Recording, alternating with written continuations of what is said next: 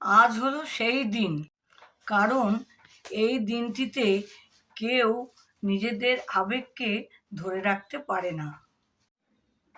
কারণ এই দিনটি আমাদের মনে করিয়ে দেয় আমাদের স্কুল জীবনের বিদায়ের শব্দ।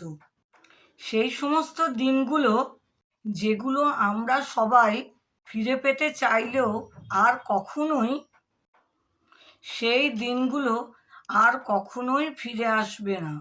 সেই সমস্ত দিনগুলোই আমাদের কাছে স্মৃতি হয়ে থাকবে। আমরা সবাই একসময় ভাবতাম যে কবে এই বন্দি জীবন থেকে বেরোবো, কিন্তু আজ সেই দিনটি চলেই এলো।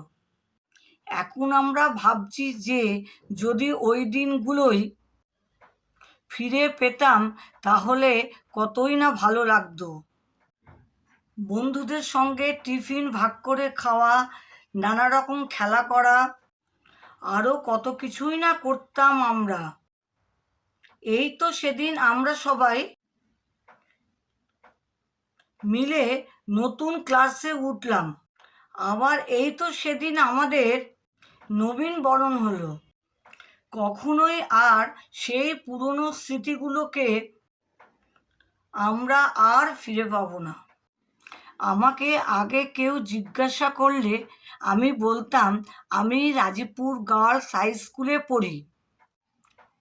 আর এখন আমাকে কেউ যদি জিজ্ঞাসা করে আমি কোন স্কুলে পড়ি, তাহলে আমি বলবো যে আমি আগে রাজীবপুর গার্লস হাই স্কুলে পড়তাম।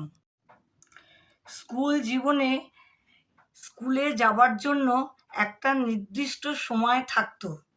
যখন স্কুলে যেতে হতো নির্দিষ্ট একটা জামা থাকতো, নির্দিষ্ট জুতো থাকতো, নির্দিষ্ট সময় ছুটি হতো, একটা নির্দিষ্ট সময়ে স্কুলে টিফিন খেতে হতো।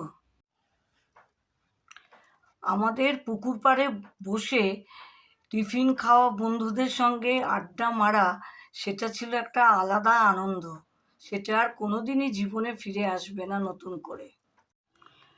আর প্রত্যেকটা শিক্ষক শিক্ষিকার বকা এবং ভালোবাসা আর ফিরে পাওয়া যাবে না কখনোই।